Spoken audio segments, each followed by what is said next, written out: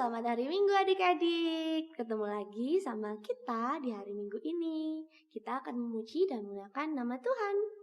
Kita akan pujikan dengar Dia panggil nama saya.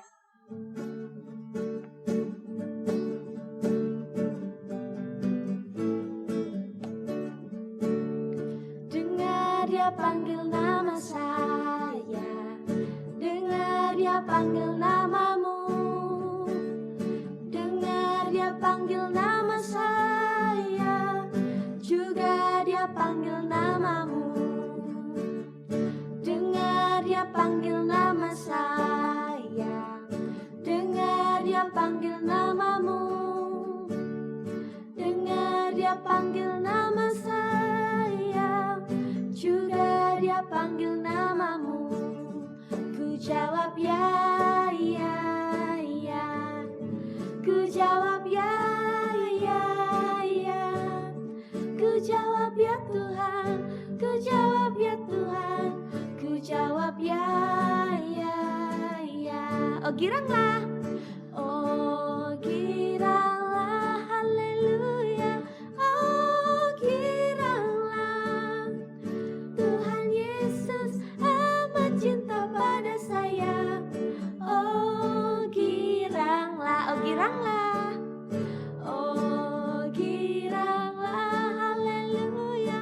Oh giranglah, Tuhan Yesus amat cinta pada saya. Oh giranglah.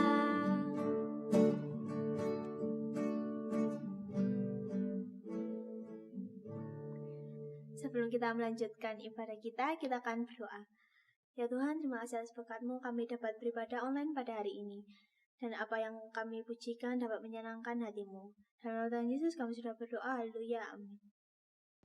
Selanjutnya kita akan memujikan Yesus Pokok. Dengan semangat ya.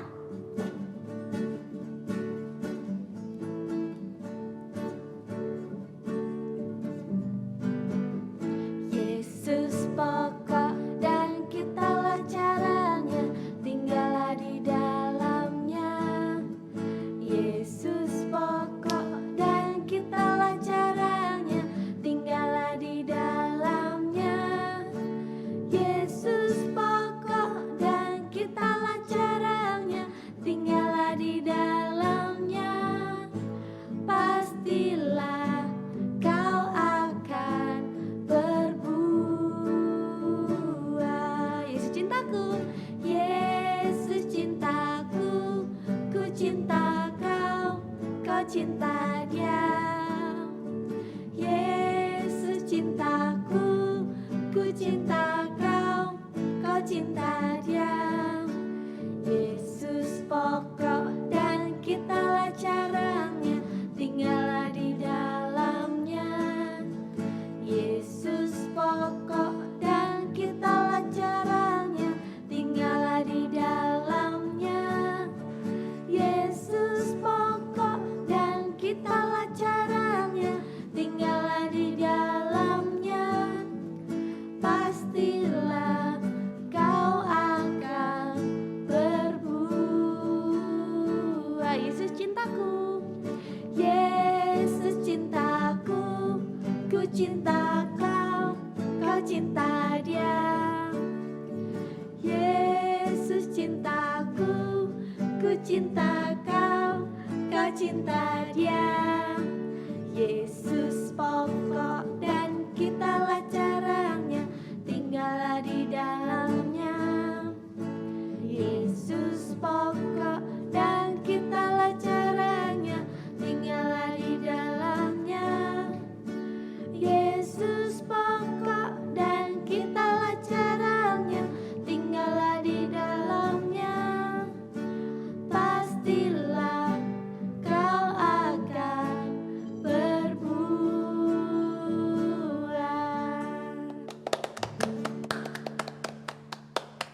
Sebelum kita mendengarkan firman Tuhan, kita akan pujikan baca kitab suci.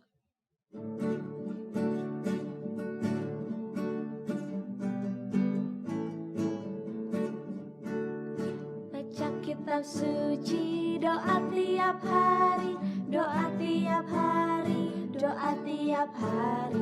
Baca kitab suci, doa tiap hari. Kalau mau tumbuh, baca kitab suci. Baca kitab suci, doa tiap hari. Doa tiap hari, doa tiap hari.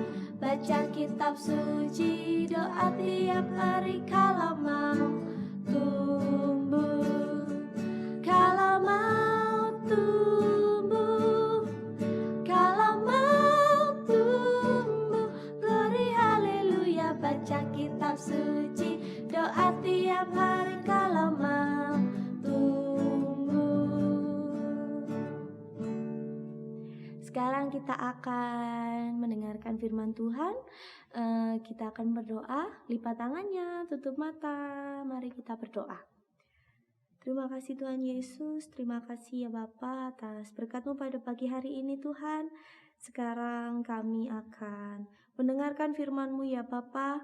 Kiranya Engkau hadir di hati kami Tuhan, bersama-sama dengan kami, sehingga firman-Mu dapat menjadi pelita bagi hidup kami ya Bapa. Terima kasih ya Tuhan atas segala berkat-Mu. Haleluya. Amin. Shalom adik-adik semua, apa kabar? Puji Tuhan, semoga kita tetap sehat dan selalu bersukacita. Nah, mulai minggu ini kita tidak bisa beribadah bersama-sama di gereja lagi seperti minggu-minggu kemarin. Tetapi kita masih tetap bisa memuji Tuhan bersama, kita bisa mendengarkan firman Tuhan, kita juga bisa berdoa bersama-sama lewat tayangan ibadah ini. Nah, biasanya Tante perhatikan kalau kita berkumpul sama teman-teman, kadang ada sebagian yang saling bertukar cerita, ada juga yang suka seru-seruan main game bareng, ada juga yang main kejar-kejaran. Siapa yang suka main kejar-kejaran? Nah, karena sekarang kita tidak bisa main kejar-kejaran sama teman-teman, kita mau dengarkan cerita tentang seorang raja yang mengejar seseorang. Kira-kira siapa?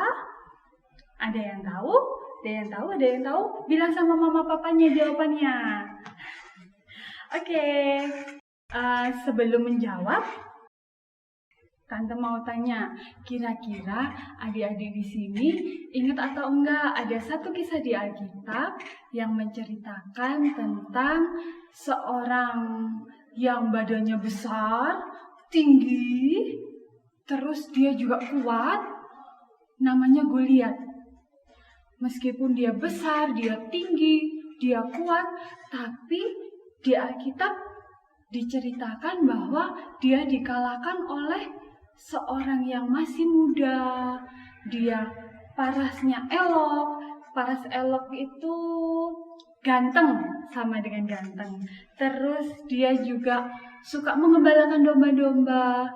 Terlebih dia takut akan Tuhan. Siapa? Sudah ada yang tahu jawabannya? Siapa yang mengalahkan Goliat? Yeay! Anak-anak sekolah minggu Abdi yang pinter-pinter. Namanya adalah Daud. Nah, kali ini Tante akan bercerita tentang Daud yang dikejar-kejar oleh Saul. Kenapa Daud dikejar oleh Saul? Ada yang tahu? Ada yang tahu? Ya, waktu Daud mengalahkan Goliat, Raja Saul mengangkat Daud menjadi pemimpin pasukan di istananya. Sejak saat itu, karena Daud memimpin pasukan, jadi Daud selalu pergi ke medan perang. Di mana ada peperangan, Daud memimpin pasukannya pergi ke sana bersama-sama. Karena Tuhan menyertai Daud, seringkali Daud dan pasukannya mengalahkan musuh-musuhnya.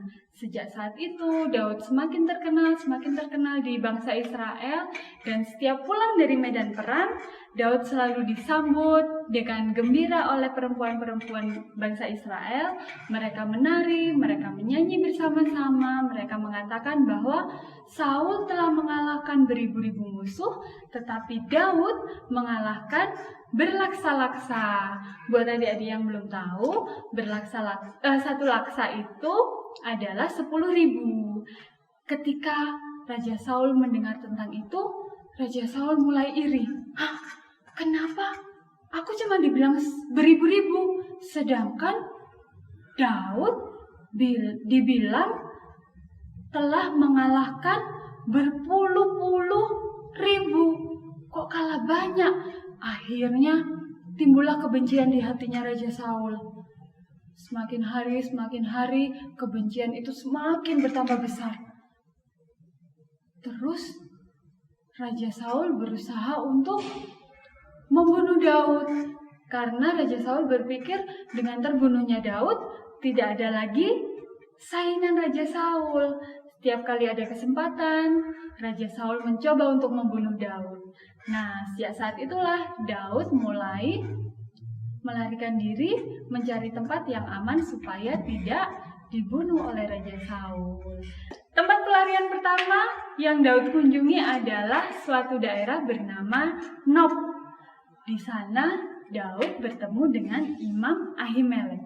Waktu Imam Ahimelek melihat Daud yang seorang diri, Imam itu bertanya, "Daud, kenapa kamu sendirian?" Jadi Imam itu bertanya seperti itu karena biasanya seorang pemimpin pasukan itu kemanapun dia pergi selalu ada orang-orang yang mengikutinya di belakangnya. Tapi Imam itu heran, kok Daud sendirian hari itu? Akhirnya bertanyalah dia kepada Daud seperti itu. Dan Daud menjawab, "Raja memerintahkan sesuatu kepadaku, tetapi ini rahasia." Apa adik-adik? Rahasia. Jadi karena rahasia, gak ada orang yang boleh tahu selain Daud. Orang-orang yang yang biasanya ikut Daud pergi kemanapun itu, disuruh Daud untuk pergi ke suatu tempat. Begitu Daud menjelaskan, padahal kita tahu kalau Daud sedang berbohong supaya Daud tetap selamat. Nah, karena Daud pergi tergesa-gesa, Daud tidak sempat makan. Dia lapar, jadi dia minta ke Imam Ahimelek roti atau apapun yang bisa dia makan. Ketika Imam tahu bahwa Daud belum makan, akhirnya Imam itu menyiapkan roti yang ada untuk diberikan sebagai bekal kepada Daud. Terus Daud bilang lagi ke Imam Ahimelek ini, karena raja terburu-buru menugaskan perintahnya kepadaku, aku tidak sempat membawa pedang juga tombak. Adakah padamu pedang atau tombak supaya bisa aku bawa pergi untuk menyelesaikan misiku? Imam itu berkata, pedang Goliat yang kamu kalahkan itu ada di rumahku. Nah, setelah Daud menerima roti juga pedang, dia berpamitan kepada Imam Ahimelek dan melanjutkan perjalanannya. Kira-kira Daud pergi kemana? Ayo, ada yang tahu atau enggak? Nah, Daud melanjutkan perjalanannya ke kota Gad. Nah, di kota Gad ini adalah daerah dari bangsa Filistin. Karena Daud berpikir kalau dia pergi ke sana, Raja Saul tidak akan menemukannya. Di sana dia berpikir tidak ada orang juga yang akan mengenali Daud. Ternyata waktu dia berjalan di pinggiran kota, ada beberapa pengawal, ada beberapa pegawai dari istana di kota itu. Mereka bisik-bisik ke temannya, kamu tahu nggak? Itu sepertinya Daud. Mereka bisik-bisik itu sepertinya Daud yang mengalahkan berpuluh-puluh ribu musuh. Mereka takut kalau Daud akan berperang untuk kota itu. Akhirnya mereka menangkap Daud. Mereka membawanya ke hadapan raja.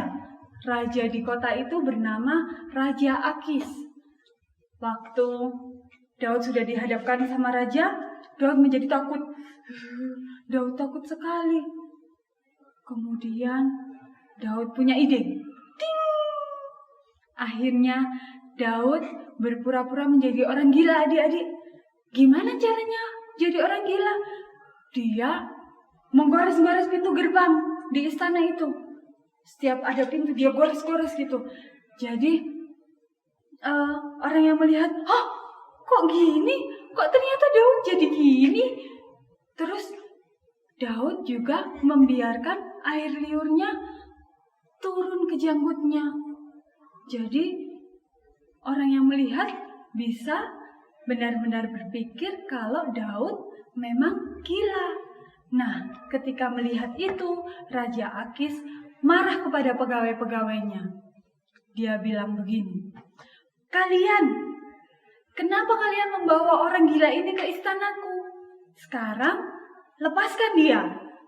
Akhirnya, Daud dilepaskan dan segera Daud melarikan diri lagi. Dia lari cari tempat yang aman. Kira-kira di mana ya? Akhirnya dia sampai di gua. Guanya bernama Adulam. Kalau tadi di kota Nob, di kota Gad dia sendirian, di gua ini dia tinggal bersama 400 orang. Wah, banyak sekali. Kenapa kok ada banyak orang di sana? Ternyata ketika mereka tahu bahwa Daud ini ada di gua Adulam, mereka mendengar kabar itu, saudara-saudara Daud, keluarga Daud, ayah ibu Daud, dan juga orang-orang yang mengalami kesulitan dalam hidupnya, orang-orang yang merasakan sakit hati, orang-orang yang dikejar hutang karena pajak waktu itu sangat mahal, memutuskan diri untuk tinggal bersama Daud. Dan akhirnya Daud menjadi pemimpin 400 orang ini.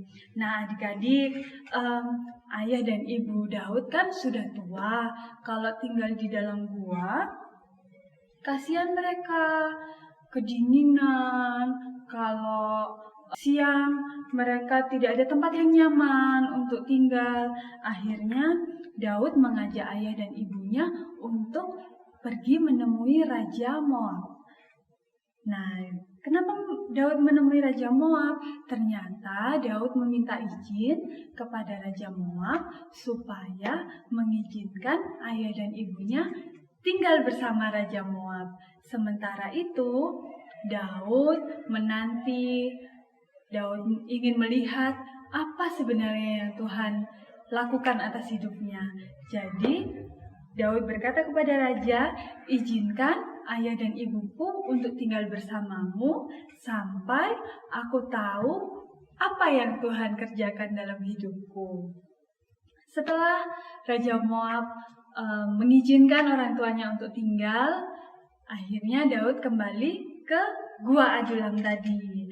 Nah, Raja Saul terus-menerus setiap harinya mengutus beberapa orang untuk mencari tahu tentang keberadaan Daud. Mereka pergi dari satu gunung ke gunung yang lain, dari satu kota ke kota lain, dari padang gurun, hutan, bukit. Mereka mencari di mana tempat Daud berada. Tetapi karena Tuhan menyertai Daud, Raja Saul tidak bisa menemukan tempat persembunyiannya. Nah, di tengah perjalanan panjang pelarian Daud ini, rupanya Tuhan berfirman kepada Daud untuk bisa menolong penduduk di suatu kota yang sedang diserang oleh bangsa Filistin. Nah, kota itu bernama kota Kehila. Di sana karena Daud mendengarkan firman Tuhan, Daud mendengarkan perintah Tuhan, akhirnya Tuhan membantu Daud untuk mengalahkan bangsa Filistin. Dan ternyata setelah menang, Raja Saul mendengar tentang itu. Raja Saul mendengar bahwa Daud ada di kota Kehila dan sedang selesai mengalahkan bangsa Filistin yang menyerang kota itu. Akhirnya Raja Saul memiliki rencana. Raja Saul akan melenyapkan kota itu karena ada Daud di sana. Ketika mendengar itu, Daud berdoa. Daud bertanya kepada Tuhan, Tuhan, aku kan sudah menyelamatkan penduduk kota itu, penduduk kota Kehila. Kira-kira kalau Raja Saul datang bersama pasukannya, penduduk itu akan menyerahkan aku ke tangan Raja Saul atau tidak? Tuhan menjawab, mereka akan menyerahkan Daud. Setelah mendengar itu, akhirnya Daud bersama orang-orangnya sekarang jumlahnya bertambah. Kalau tadi ada 400, sekarang bertambah 200 jadi 600. Daud bersiap-siap bersama 600 orangnya untuk lari lagi mencari tempat persembunyian yang aman supaya Raja Saul tidak menemukan Daud lagi. Nah, mereka akhirnya pergi ke gurun bernama Gurun Zif. Setelah perjalanan ini, ternyata Daud punya 2 kesempatan adik-adik untuk mengalahkan Saul dan menyelesaikan pelariannya. Peristiwa pertama terjadi di gurun bernama Gurun En-Gedi. Di situ ada sebuah gua lagi. Nah, waktu itu Daud dan orang-orangnya yang jumlahnya 600 tadi sedang beristirahat di salah satu bagian di gua itu. Terus tiba-tiba rombongan Raja Saul datang lewat di gua itu. Mereka melihat ada gua, akhirnya mereka memutuskan untuk beristirahat. Mereka akan beristirahat sejenak. Mereka masuk ke situ, mereka beristirahat, dan Daud tahu, perasaannya Daud, dak-dik-duk. Wah, ada Raja Saul. Orang-orang di belakang Daud bilang gini, Tuhan telah menyatakan kuasanya. Dia menyerahkan musuhmu ke dalam tanganmu untuk kamu kalahkan. Tetapi Daud berpikir sejenak, sepertinya bukan itu yang Daud inginkan adik-adik. Akhirnya Daud berjalan mendekati Saul pelan-pelan. Daud berjalan, dan apa yang Daud lakukan? Daud membawa gunting, terus Daud memotong ujung dari jubah yang Saul pakai. Kemudian Daud kembali lagi ke bagian belakang gua itu. Setelah keesokan paginya, Raja Saul hendak melanjutkan perjalanannya keluar dari gua itu. Kemudian Daud memanggil, "Tuanku!" Saul noleh, "Siapa yang manggil?" Ternyata itu adalah suara Daud. Daud bilang bahwa, "Kenapa Tuanku tidak percaya kepada hambamu ini?" Daud tidak pernah punya niat buruk kepada Saul. Daud tidak pernah menginginkan sesuatu yang buruk terjadi kepada Raja Saul. Kenapa Raja terus-menerus mendengarkan omongan orang yang bilang bahwa Daud itu ingin sesuatu yang buruk menimpa Raja Saul. Daud ingin mengalahkan Raja Saul. Daud ingin membunuh Raja Saul. Dan ketika Raja Saul bertanya, apa maksud dari Daud? Daud berkata bahwa orang-orang di sekitarku mengatakan bahwa ini kesempatanku untuk membunuhmu, tetapi aku tidak melakukannya. Aku hanya memotong punca jubahmu. Ini tanda bahwa aku tidak menginginkan sesuatu yang buruk terjadi padamu. Nah, itu peristiwa pertama. Sekarang kita mau melihat kesempatan kedua yang Daud lewatkan untuk mengalahkan Raja Saul. Kesempatan kedua ini terjadi di bukit bernama Hakila. Waktu itu Raja Saul di tengah-tengah perjalanan untuk mencari Daud, mereka dengan prajuritnya memutuskan untuk beristirahat dengan mendirikan kemah-kemah. Mereka berkemah, mereka beristirahat. Malam itu Daud dan Abisai mendekati kemah Raja Saul. Di sebelah kepala Raja Saul ada tombak dan ada kendi. Abisai berkata pada Daud, "Ini kesempatanmu. Ini adalah kehendak Tuhan. Tuhan sudah menyerahkan musuhmu ke dalam tanganmu." Abisai memohon izin untuk membunuh Raja Saul saat itu. Tetapi Daud bilang, "Jangan. Dia adalah orang yang diurapi oleh Tuhan. Daud tidak ingin mencelakai orang yang diurapi Tuhan. Biarlah Tuhan yang berkehendak atas kehidupan Raja Saul.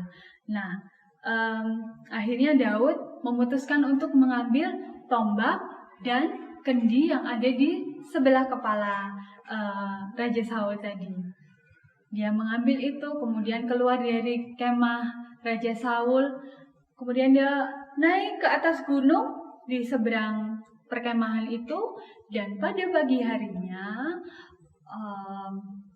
Daud berteriak dari atas gunung, dari puncak gunung. Daud berteriak kepada Raja Saul dan kepada Abner. Abner adalah panglima raja. Nah, dia bilang, "Abner, kenapa kamu tidak menjaga tuanmu?" Harusnya seorang panglima itu tidak tidur kalau malam. Jadi dia tetap berjaga supaya rajanya tetap aman. Tetapi Daud bertanya, "Kenapa kamu membiarkan rakyat biasa mendekati rajamu? Tidakkah kamu takut rajamu akan celaka?" Abner bingung. Siapa yang teriak-teriak? Gak kelihatan orangnya. Orangnya jauh di atas gunung sana. Tapi Raja Saul rupanya mengenali suara itu. Dia bertanya, "Anakku-kah engkau, Daud, yang berkata kepadaku?" Daud menjawab, "Ya Tuan, ini aku." Sekali lagi, Daud menunjukkan bahwa Daud tidak mau membalas niat jahat yang dimiliki oleh Raja Saul. Setelah mengetahui bahwa Daud menghargai nyawa Raja Saul, Daud menghargai, menghormati, dan mengasihi Raja Saul sebagai orang yang diurapi Tuhan, Raja Saul menjadi malu, menyesali niat jahatnya, dan Raja Saul meminta maaf kepada Daud. Di tengah perbincangan mereka, Raja Saul berkata, "Diberkatilah kiranya engkau, Daud, apapun yang kau perbuat, pastilah engkau sanggup melakukannya." Dan setelah itu, Raja Saul kembali ke istananya, dan Daud melanjutkan perjalanan bersama orang-orangnya.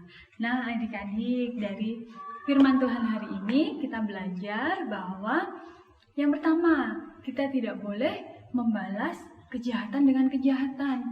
Kalau misalnya di sekolah minggu, di rumah, kita punya teman yang nakal, jangan kita balas dengan nakal lagi. Kita mau belajar mendoakan mereka, kita tetap mengasihi mereka dengan tulus, karena kita percaya kalau kita melakukan yang baik, dia bisa menyesali perbuatannya dan dia akan berubah menjadi lebih baik lagi. Yang kedua, kita tidak perlu takut dalam menghadapi kesulitan karena ada Tuhan yang selalu beserta dengan kita.